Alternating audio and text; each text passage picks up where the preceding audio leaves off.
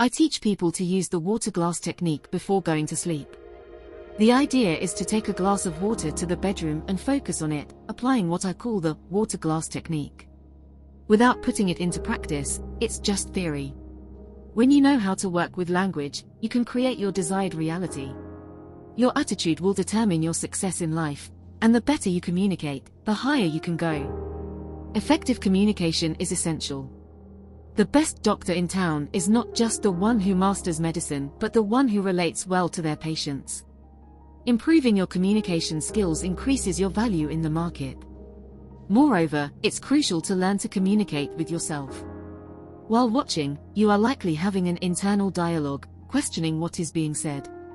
As I speak, this internal dialogue develops. This internal dialogue accompanies us all the time, and you should ask yourself, do you have a friend or a critic inside your mind? Some people have an inner critic that is always criticizing them. However, if you have a friendly voice that encourages you, it makes all the difference. This is called intrapersonal communication, which is the conversation you have with yourself.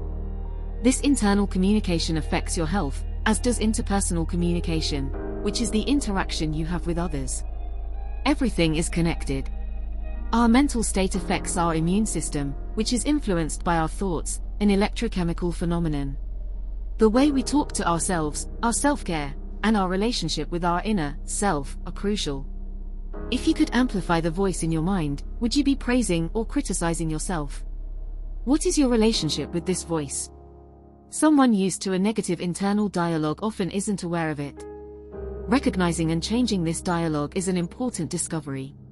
There is a technique to stop a negative internal dialogue as soon as it is identified. When you identify a negative thought, replace it with a positive one. Learning to be successful in life is not just about achieving success, but about attaining complete fulfillment. For example, a singer might be successful in their career, but their personal life may be disorganized. Being successful involves balancing and integrating all areas of life.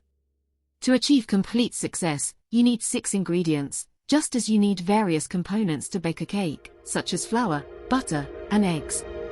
Each one is necessary but not sufficient on its own. Similarly, being successful requires a combination of factors. First, having good self-esteem is essential. The good news is that your self-image is not fixed, it is shaped by language. Just as it was constructed linguistically, it can be reconstructed in the same way.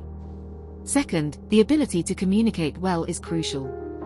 Third, it is important to know how to set goals and turn dreams into reality. Many people have dreams, but without a set time frame, those dreams never become goals. When you assign a date to a dream, it becomes a goal, and the universe starts to conspire in your favor. Another vital ingredient is attitude. Your attitude determines your altitude in life. If you adopt a posture of courtesy, friendship, and wish well for everyone, it reflects in your success. Additionally, dedication to work is fundamental. The only place where success comes before work is in the dictionary. However, hard work alone is not enough. Many factory workers labor their entire lives and retire with a minimum wage. The last ingredient, which is often misunderstood, is ambition. Ambition, in a positive sense, is what the Japanese call kaizen, or the continuous pursuit of improvement. Continuous improvement means being better today than yesterday and striving to be even better tomorrow than today. The healthy ambition I speak of involves this constant progression, where each day presents an opportunity to exceed oneself. This building process is gradual and strengthens by incorporating the 6 essential ingredients for success. Moreover, what truly sets apart a professional from an amateur is the combination of patience and persistence. Dawn only arrives after the entire night has passed, and instant success is an illusion. In the past, during the agricultural era, those who owned land dominated the world. In the industrial era, power shifted to those who possessed capital and money. Today, the most valuable currency is information. Unfortunately, many people have yet to realize this. Are you rich or poor in information?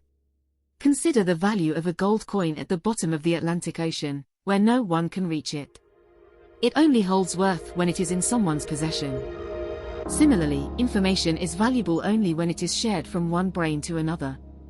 The knowledge I possess becomes valuable only as I am able to impart it to you during our time together. This is achievable through an effective communication process.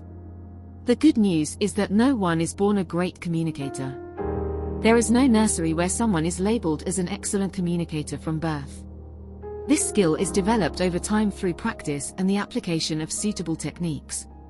To succeed, it's crucial to master not only technical knowledge but also the ability to communicate effectively and relate well to others. Having clear goals and the capability to turn dreams into achievable targets is essential. Many people have dreams, but without a defined timeline, these dreams remain mere fantasies. When you set a deadline for a dream, it transforms into a goal, and the universe begins to conspire in your favor. Attitude is another vital ingredient. How you position yourself, with courtesy and friendship, wishing well for everyone, reflects in your success. Additionally, dedication to work is essential. The only place where success comes before work is in the dictionary. However, hard work alone isn't enough. Many people work their entire lives and retire with a minimum wage because they lack a crucial ingredient: ambition. Ambition, in a positive sense, is the continuous pursuit of improvement, or what the Japanese call kaizen. It's the desire to constantly get better, to be better today than yesterday and even better tomorrow than today, that truly defines success. The ability to communicate effectively is crucial throughout life. If you've never been interested in developing it, you risk stagnation. It's noticeable that people who win political elections are often excellent communicators. The ability to communicate with oneself, positive self-talk, is essential. This aspect directly impacts the immune system, the backbone of our physiology. Studies show that within the first 3 to 4 minutes of meeting someone, we make quick decisions about liking, trusting, or not trusting them. The first impression is crucial. If someone feels dishonest initially, even if they practice honesty afterward, they may be perceived as dishonest permanently. There's no second chance to make a first good impression. We are creatures of habit.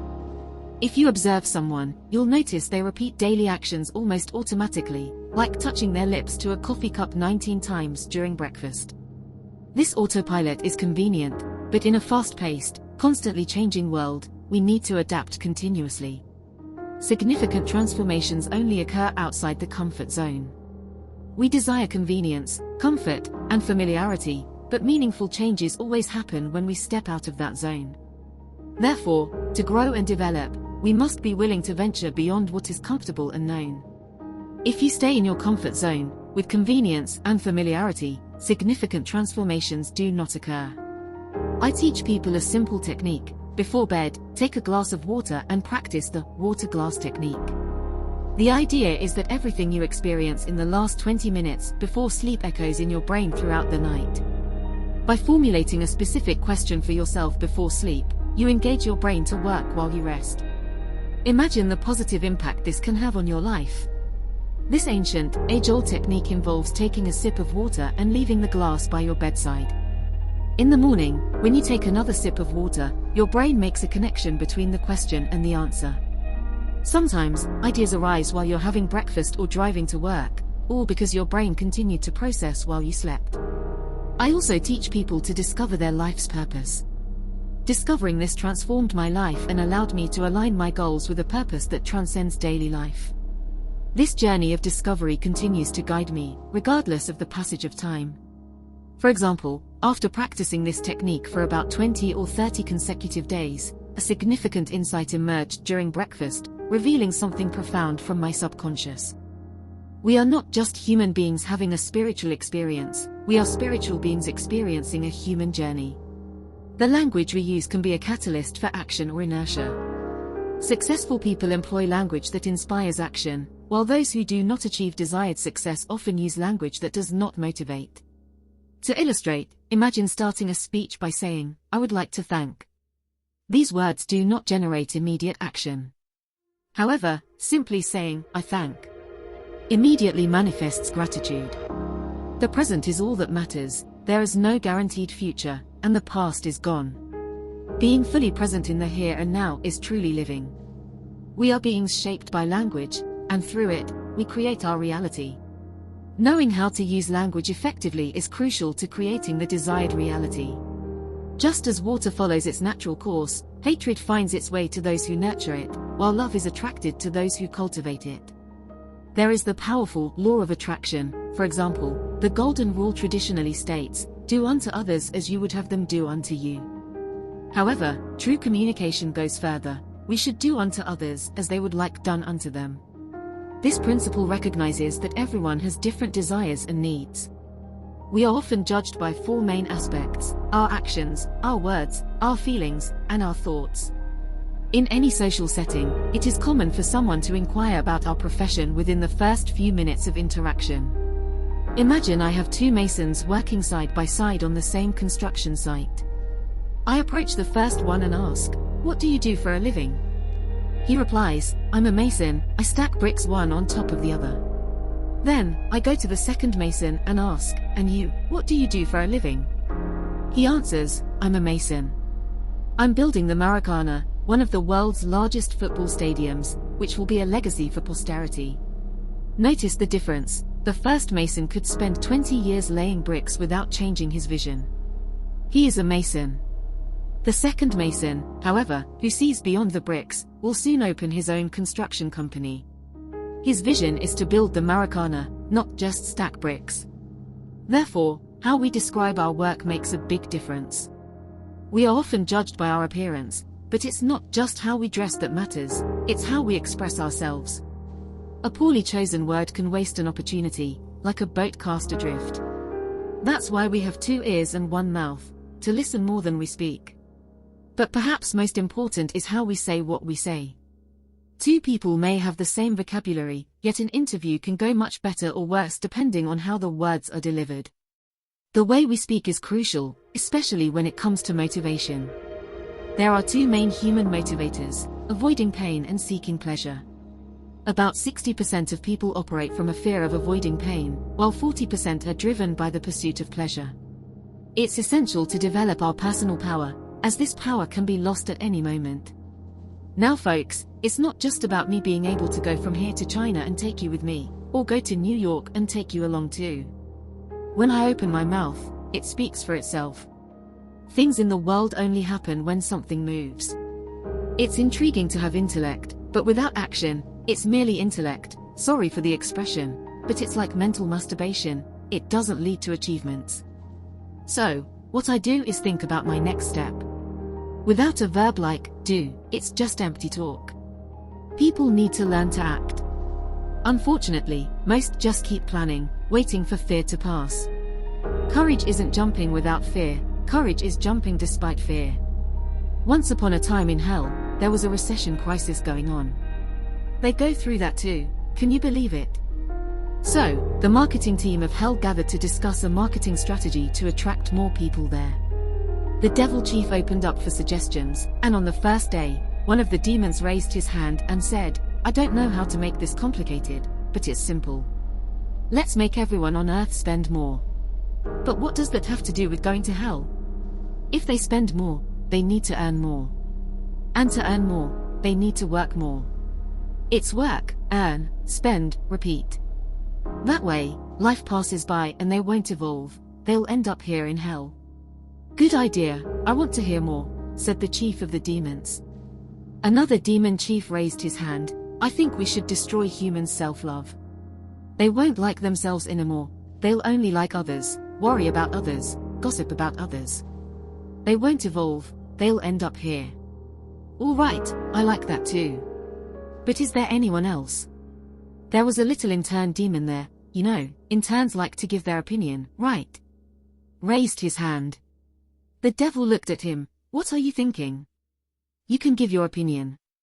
Based on your opinion, I believe we should make humans believe they will live forever. This way, they will procrastinate what is important for tomorrow, and time will pass without them doing anything, as they postpone everything to the future. This is interesting, let's implement it with God's permission. He has planted the seed of eternity in our minds. However, this is an illusion. In the cemetery, people complain about not having time for anything. Everyone watching us was born naked, without distinction between rich, young, or old. We have 24 hours a day to make a difference. Once, Androcard, the man who built the Hallman Empire, was asked for advice on how a simple person could achieve success and wealth.